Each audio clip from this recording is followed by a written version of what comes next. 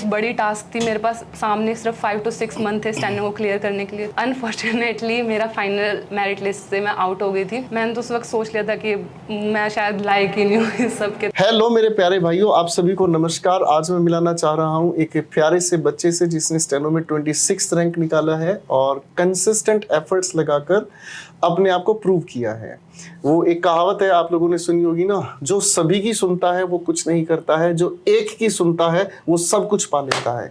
यही स्टोरी है हमारे एक प्यारे से बच्चे रिंकी जैन की, जिसका रैंक 26 है। तो चलिए कैमरा सीधा रिंकी की तरफ और चलिए शुरू करते हैं। Hi everyone, my name is Rinki Jain and I'm from the historical city Panipat, Haryana.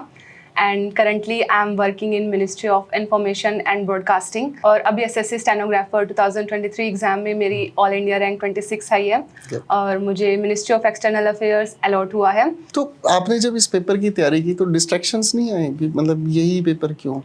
Steno is also a tough task जिसमें स्टेनो भी आपको आना चाहिए, तो वो भी एक चैलेंजिंग हो जाता है आपके लिए।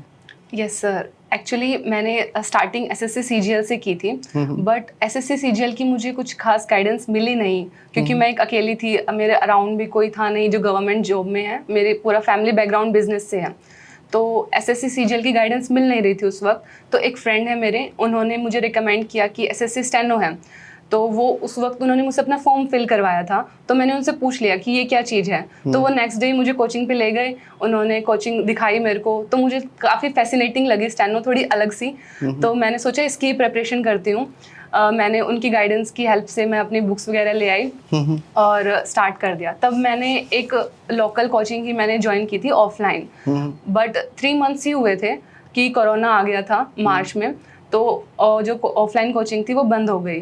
तो फिर 3 मंथ्स ऐसे ही पास हो गए कि अब क्या करना है, कहाँ से कौन से टीचर से पढ़ना है, कुछ समझ नहीं आ रहा था।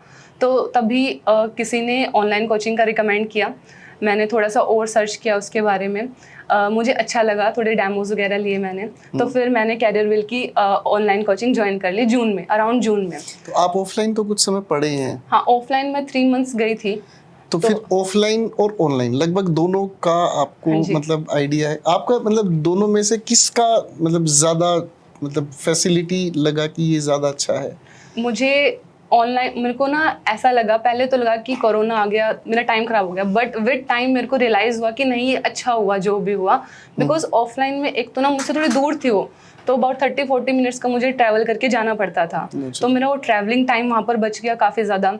और कभी कभी मैं बीमार हो गई तो वो क्लासेस मुझे दोबारा मिलती नहीं थी, तो मिस हो जाती थी। ये सबसे बड़ी बात है। ऑनलाइन में ये है कि मैं दोबारा क्लासेस देख सकती हूँ अपने टाइम के, मल्टीपल टाइम्स। अगर कोई कॉन्सेप्ट समझ में नहीं आ रहा है तो भी मैं उसको बार बार देख के रिवाइज कर सकती थी।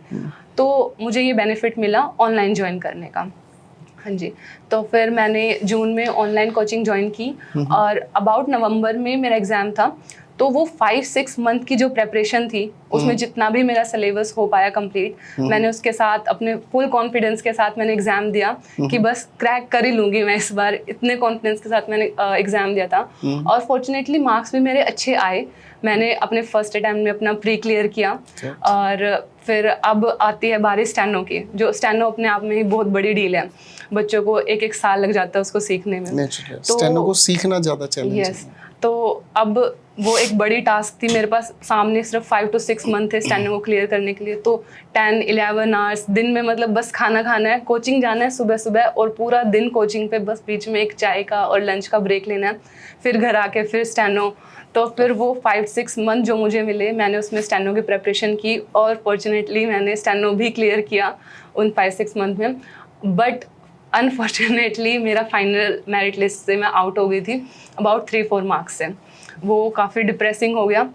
तो मम्मी ने उस वक्त मुझे समझाया कि कोई नहीं, जो होता है अच्छे के लिए होता है, तो अगर तुझे मिल भी जाता तो शायद तुझे बहुत दूर भेज देते, साउथ में पोस्टिंग हो जाती। सबके फैमिली का बड़ा अच्छा रोल रहता है, मतलब कई जगह जब आप डिप्रेशन में आते हो तो फैमिली सपोर्ट करती है, तो बहुत बड़ी चीज़ हो जाती है। मैंने तो उस वक्त सोच लिया था कि मैं शायद लायक ही नहीं हूँ इस सब के। तो मम्मी ने उस वक्त समझाया कि अगर तू पहली बार में कर सकती है तो फिर से कोशिश कर।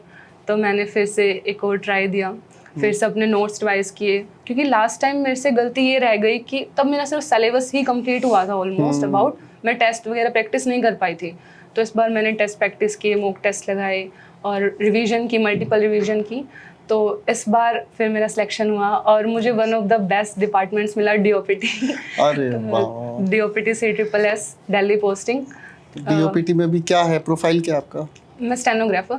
नहीं मतलब वहाँ क्या संभालना पड़ता है, क्योंकि बहुत सारे बच्चे जानना चाहते होंगे इस चीज़ के बारे में कि प्रोफाइल क्या होती है, जैसे नाम तो बता दिया, लेकिन वहाँ करना क्या होता है? सर बेसिकली जो स्टेनोग्राफर्स होते हैं मिनिस्ट्रीज में, जो हाई रैंक हमारे ऑफिसर्स होते हैं, लाइक IAS हो गए, डायरेक्टर्स, अंडर सेक्रेटरी, ये सब जो हाई रैंक ऑफिसर्स रहते हैं, इनको ऑफिशियली असिस्ट करना होता है हमें उनके पेपर वर्क में, कॉन्फ्रेंसेस, मीटिंग्स। अच्छा, मैं अगर ये कहूँ तो मतलब एक्चुअल में ये काम इतना नहीं करते जितना काम आप इनके लिए करके तैयार देते हैं, राइट? ये सर वो अपने उनके अदर वर्क्स में काफ़ी वो प्लानिंग में बिजी हैं, अदर थिंग्स में, तो उनका अदर वर्क हम करते हैं, मतलब कि वो टाइम टू टाइम अपना वर्क कर पाए, तो हम बैक अच्छा, एंड पे हम लेकिन काम आपकी करते एज हैं। कितनी है, मुझे जानना है। सर अभी मेरी 24 एज है। 24। कब से जब- तैयारी शुरू की थी आपने? मैं 21 की थी जब मैंने प्रिपरेशन स्टार्ट की थी, और 22 में मैंने अपना ये मेरा स्किल दिया था मैंने, जब मेरा सिलेक्शन नहीं हो पाया था। फिर 23 में मेरे को अपनी फर्स्ट जॉब मिली। 21 में तैयारी करी शुरू, और लॉकडाउन की वजह से चीज़ें थोड़ी सी Yes. दिक्कत में आई, और फिर उसके बाद 23 में लगभग पहला पेपर आपका क्वालिफाई हो गया था, Yes, राइट? yes. यानी कि लगभग 2 साल में आप एग्जाम क्वालिफाई कर गए। फिर अभी 24 में मेरे को MA मिल गया सर। नाइस, ये तो अच्छी बात है, MA मिला आपको।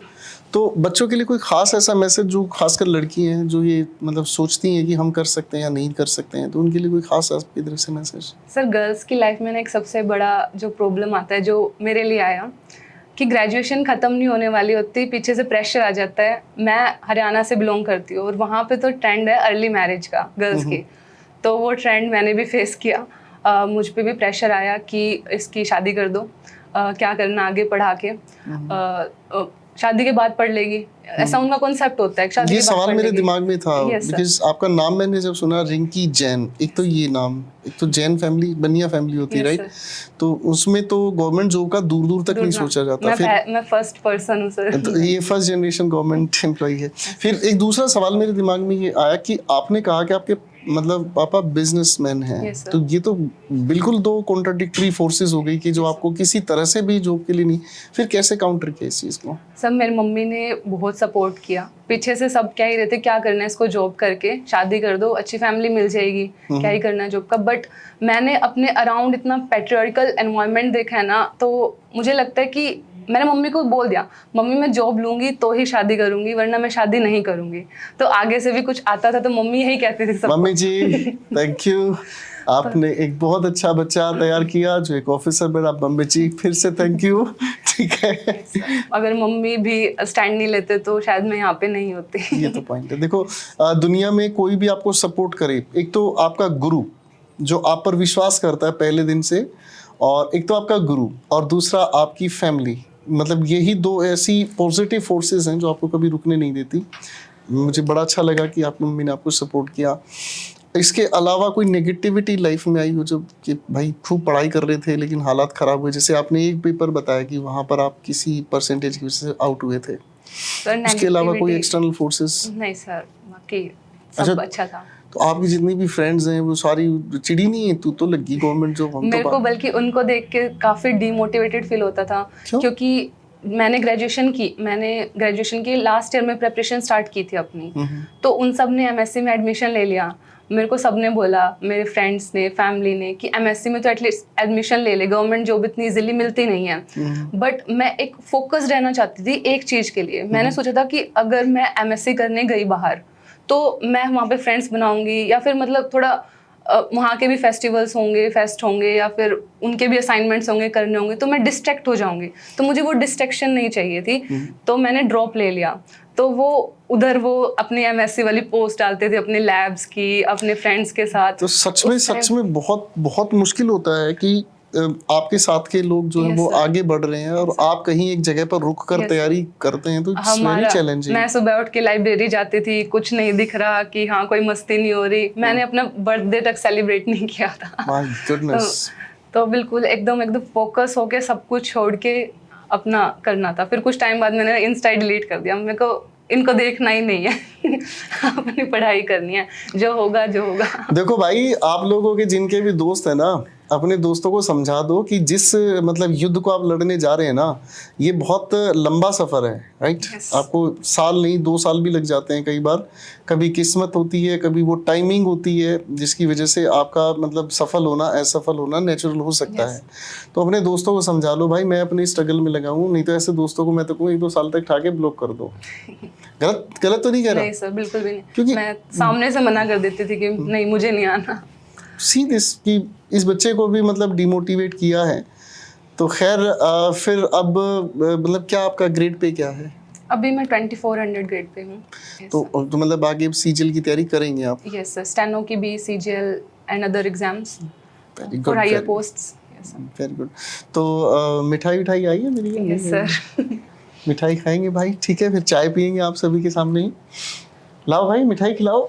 अरे ये है हमारे पास पानीपत की मिठाई, राइट? दिल्ली की है सर। अच्छा, दिल्ली की है? मेरे चलो। ऑफिस के पास है सर।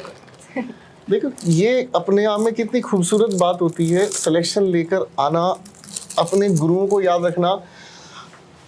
स्टेनो के बहुत सारे रैंक होल्डर्स भी हैं। सर मैंने आपको लास्ट ईयर भी मैंने आपको थैंक यू बोला था इंस्टाग्राम पे, और इस बार भी सबसे पहले आपको थैंक यू बोला था। So nice of you. देखो बहुत सारे स्टूडेंट सिलेक्शन लेते हैं और वो मैसेज कर देते हैं, हम उनको चाय पर भी कहते हैं कि बेटा चलो आओ चाय पियेंगे, आपके साथ बातें करेंगे और आपकी सक्सेस स्टोरी सभी बच्चों को सुनाएंगे। बहुत सारे बच्चे नहीं भी आते हैं, खैर उससे इतना कोई खासा फर्क नहीं पड़ता। हमें इसलिए फर्क नहीं पड़ता क्योंकि सिलेक्शन दिलाना हमारी जिम्मेदारी है, आपके साथ मेहनत करना हमारी जिम्मेदारी है, ठीक है ना? अब उस मेहनत को, उस मतलब स्टोरी को आप साझा करना चाहते हैं, ये आपकी चॉइस होती है। नहीं साझा करना चाहते तो भी आपकी चॉइस होती है। लेकिन जो आपसे कैमरे पर नहीं पूछा जा रहा, अगर आपसे कोई बच्चा आकर पूछता है कि मतलब आपने किससे तैयारी की या किसकी गाइडेंस में आपने तैयारी की, तो उसको ज़रूर सच बताना, क्योंकि हो सकता है किसी कारणवश आप हमारे साथ नहीं मिलकर चाय पीना चाहते, अलग चीज़ होती है। लेकिन कम से कम जो आपके आसपास बच्चा तैयारी करना चाहता है उसको मिसगाइड मत करना, क्योंकि ऐसा हो सकता है मान लीजिए आपका रैंक 8 आया है, तो ऐसा हो सकता है कि किसी को गाइड करने के बाद वो सही जगह से पढ़ाई करके रैंक 1 लेकर आए, उस दिन आपको ये महसूस होगा। तो चलिए, ये मिठाई सबसे पहले आपकी, और आपकी मम्मी को भी बहुत बहुत शुक्रिया, उन्होंने आप पर बहुत सारा विश्वास किया। भाई ये काजू कतली मेरी गाड़ी में रख देना, सारी मैं खाऊंगा, ठीक है ना? चलिए, थैंक यू सो मच गुड़िया, और अच्छा लगा। कोई और खास बात आप बताना चाहते हैं अपने बारे में या पढ़ाई के बारे में, नोट्स कैसे बनाना है, कुछ भी चीज़ जो बच्चे मतलब डेफिनेटली फॉलो करें? यस सर, मैंने बेसिकली इंग्लिश के लिए तो मैं सबसे पहले मैंने फॉलो किया, मैंने इंग्लिश को 2 पार्ट्स में डिवाइड करके चलती थी कि एक मेरा ग्रामर पोर्शन है, एक मेरा रोड लर्निंग वाला पोर्शन है। फॉर द ग्रामर पोर्शन मुझे पता था लेक्चर्स देखने हैं, मैंने लेक्चर्स देखे और उसके नोट्स खुद ही बनाती थी मैं हमेशा। मैंने अपने नोट्स बनाए और आप लेक्चर्स के एंड में एक्सरसाइज कराते थे, तो मैं वीडियो पोस्ट करके वो एक्सरसाइज खुद सॉल्व करने की कोशिश करती थी। अगर मुझसे कोई क्वेश्चन सॉल्व नहीं हुआ तो पहले मैं अपने नोट्स को रेफर करती थी, रूल्स को रिवाइज करती थी, उसके बाद फिर भी नहीं समझ में आया तो फिर आपसे समझते थे, फिर तो आ ही जाता था। तो ऐसे मैंने अपना ग्रामर पोर्शन कवर किया, चैप्टर वाइज लेक्चर किए और फिर चैप्टर वाइज एमसीक्यूज प्रैक्टिस की। अबाउट 100-150 क्वेश्चन मैंने प्रैक्टिस कर लिया। दूसरी तरफ मैंने साइड बाय साइड डेली अपना टारगेट्स रखा था कि मुझे 100 वोकैब्स करनी है, 50-60 इडियम्स करने हैं। तो उसके लिए मेरा एक रिवीजन की स्ट्रेटेजी ये रहती थी कि मैंने x डे पर 100 वोकैब्स की, तो x+1 डे पर मुझे पहले वो 100 जो वोकैब्स हैं, प्रीवियस 100 वोकैब्स, उनको रिवाइज करना है एंड देन नेक्स्ट 100 याद करनी है। तो ऐसे ही x+2 जो डे आता था उस पर 200 रिवाइज किया। तो चाहे रिवीजन में टाइम आप ज़्यादा ले लो, but revision is must. Revision के जो मैं हमेशा कहता हूँ, patience plus revision. Patience plus revision, वो बोरिंग लगता है कि बार बार उनको रिवाइज करना, बट वो फ्रूटफुल रहता है। तो इसलिए वो कैब्स मुझे इतने अच्छे से इंस्टिल हो गई हैं अपने माइंड में, तो वो कैब में मुझे कभी प्रॉब्लम नहीं आती। और ऐसे ही चैप्टर वाइज पहले कंप्लीट किए और फिर जितने भी मेरे पास PYQs बुक्स थी उनकी मैंने एरर प्रैक्टिस की, मैंने इतने किए हैं और डेली बेसिस पे किए हैं। ये नहीं कि एक बार करके खत्म कर दिए, डेली बेसिस 50-60 ऐसे प्रैक्टिस करो तो रूल्स भी रिवाइज होते रहते हैं, कॉन्सेप्ट भी रिवाइज होते रहते हैं। तो इस तरह मैंने अपने बहुत अच्छी बात है, बहुत अच्छी बात है। तो पेशेंस और रिवीजन दोनों चीजें मैटर करती हैं। Yes, तो एक छोटा सा प्रॉमिस लेना चाहता हूँ आपसे। yes, बताओ बच्चों क्या हो सकता है? मांग लूं एक गाड़ी? नहीं गाड़ी ही मांगना चाह रहा हूँ बच्चों। और इस बच्चे से मैं एक छोटी सी चीज़ मांगना चाह रहा हूँ, और वो ये है कि ये बच्ची अगली बार एक सरकारी गाड़ी में मुझे फिर से मिलने आए, चाहे तो यूपीएससी का एग्ज़ाम क्वालिफाई करके आए या फिर एक अच्छा इंस्पेक्टर पोस्ट क्वालिफाई करके आए। और ठीक है, वायदा? Yes sir. पक्का? Yes sir. तो चलो एक छोटा सा प्रॉमिस हो गया, ये बच्ची एक अच्छी और अच्छी मतलब जॉब के लिए अपनी तैयारी करेगी, बिकॉज शी इज स्टिल 24 और ये 21 एज से तैयारी कर रही है। तो डायमेंशंस खुल चुके हैं कि कितना पढ़ना है, कैसे पढ़ना है। स्ट्रेटजी बनाना आपका अपना काम होता है, मेरे बताने से स्ट्रेटजी बनाना कोई सेंस नहीं होगा। आप अपने टाइम को अपने हिसाब से बांटो, क्या क्या पढ़ना है, कैसे पढ़ना है, उन चीज़ों को अपने टीचर से हर दिन की क्लास में पूछो। हर दिन की क्लास की लाइव क्लास में टीचर से पूछो क्या इसको कैसे रिवाइज किया जाता है। टीचर आपको हर दिन आपको गाइड करेगा।